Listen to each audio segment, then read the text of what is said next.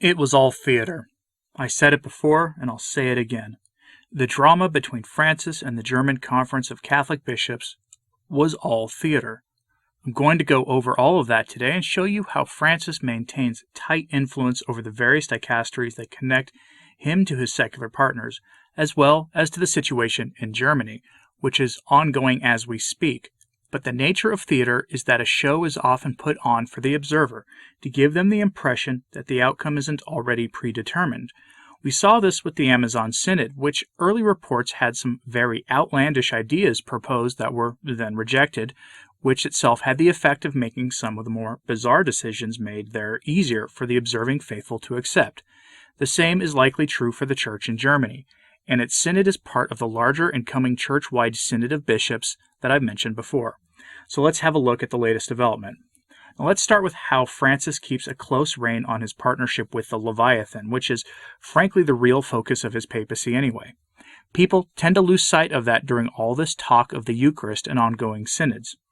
Respected Catholic journalist who actually does a good job and fair job at his profession reported the following on Twitter, quote, Vatican confirms that in the next few days, Cardinal Cupich will lead a visit to the dicastery for promoting integral human development as part of a normal review of the work of the dicasteries, aimed at acquiring up-to-date info on the conditions under which they operate. End quote.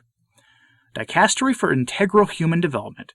What is that, you might be asking yourself?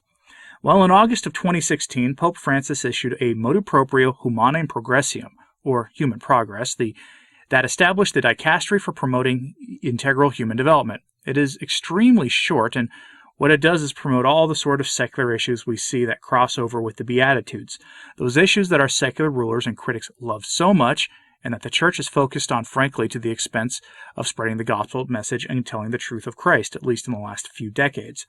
It was established as part of the Jubilee Year of Mercy in 2016, which, if you'll remember, was the year that Francis both issued a Mors Laetitia as well as offered plenary and partial indulgences for the visiting of certain holy sites in each diocese of the Church. For example, that year, in 2016, as part of the Year of Mercy, I personally visited the cathedral and the grotto separately in Portland, Oregon, for the indulgences. So Cupich is visiting this dicastery, and that's not such a big deal on the surface, but remember something. These kinds of visits are to make sure that the staff are keeping on message. In this case, that would be to ensure that the people in question are continuing to do the work of allying with the Leviathan on its programs with the various Caesars of the world. It is precisely these issues that Caesar often uses to exert more authority and to centralize more power in his various apparatuses. And it's curious that he's doing this with Cupich because, as I reported about a month ago, the German bishops have been on the verge of schism with their Synodal Way meetings, or so we've been told. And one bishop who said that they needed to slow down received a visit like this from the Roman Curia.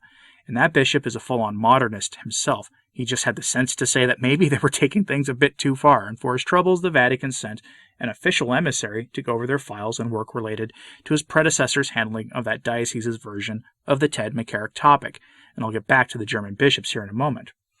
There's also this. This provides Cardinal Blaise Cupich with a lot of influence. He's clearly in a trusted position with Francis, and when figures like this get elevated informally, it's often accompanying a promotion in the Roman Curia. Now, I'm not saying that Cardinal Cupich would ever have a chance of becoming pope. I'm skeptical of an American prelate ever ascending the throne of Peter, to be honest. But there are some very choice positions in Rome that would pull him out of Chicago and to the Roman Curia permanently. Positions like the Vatican's chief ambassador or vice pope or the representative of the Holy See to the Vatican's Institute of Religion, aka the Vatican Bank, as well as becoming the formal head of certain dicasteries or congregations. So keep an eye on Cupich getting such a promotion because that might be in the works, which I'm sure the faithful in Chicago would be quite happy about if that came to pass. But let's get back to the German bishops, because while Francis is tightening the reins on certain things right now, it appears that he's let the German bishops off the leash.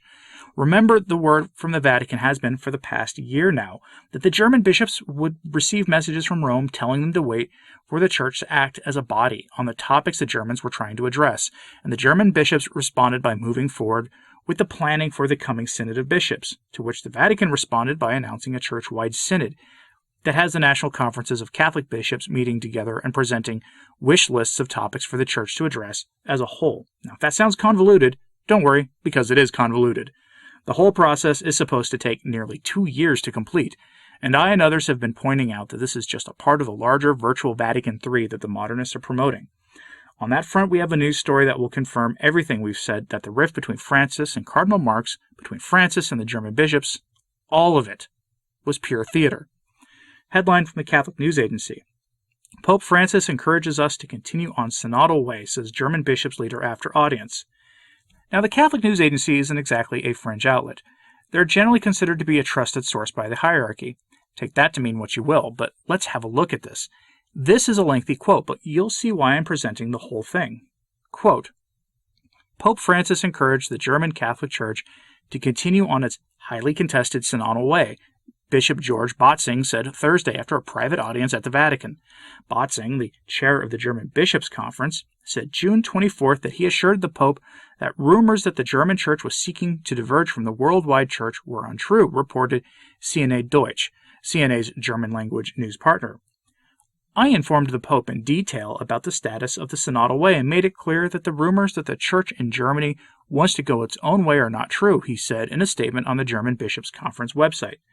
Pope Francis encouraged us to continue on the Synodal Way, to discuss the questions at hand openly and honestly, and to come up with recommendations for a change in the way the Church acts.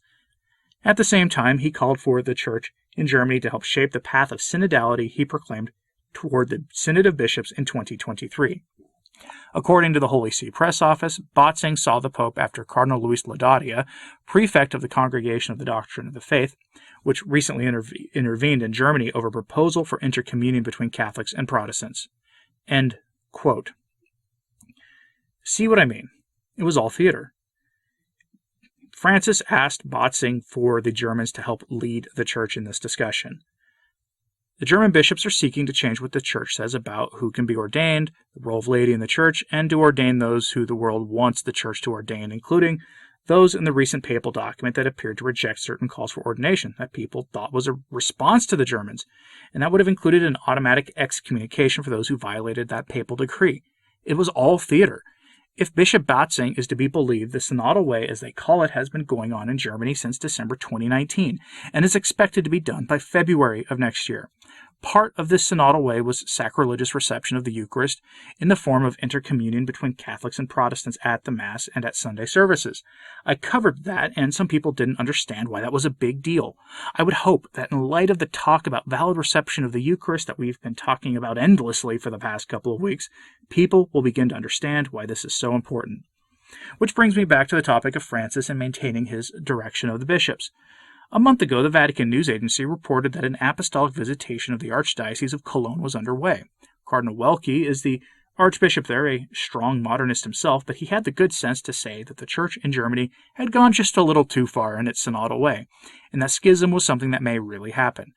That article provides this as the explanation, with a slight change of terms, of course, that I had to do to make sure our hosts would remain happy. Quote, the Holy See's envoy will gain an overall picture of the Archdiocese's complex pastoral situation and at the same time examine any errors committed by Cardinal Rainier Maria Welki as well as by the Archbishop of Hamburg, Archbishop Stefan Hebe, and the auxiliaries of Cologne, Bishops Dominikus Schwardelap and Ansgar Puff, regarding the Ted McCarrick topic. End quote. Now, you notice how the same people who say that the Eucharist shouldn't be used as a cudgel use that topic that has caused so much sorrow in the Church in the past 40 years to the same effect, except on the clergy, not on wayward public officials. That's how things are done these days, and given that Cardinal Cupich handled the case of Father Cupich in much the same way 2 years ago or more now, he is the perfect person to visit the dicastery for promoting integral human development. Kind of makes me wonder what happened there. Makes me wonder what also Father Cupich has been up to the last couple of years, because we haven't heard anything from him. But what do you think about this? Was the German Synodal Way and all the drama surrounding it just theater for our benefit? Will the Germans propose something so out there that the Vatican will seem level-headed when it proposes something in response that is a modernist dream come true, but will look like the middle path not taken by the German bishops? Let me know your thoughts on this in the comments, please, and like and subscribe if you haven't. It does help. And please, pray for the Church. I'm Anthony Stine. Ave Maria.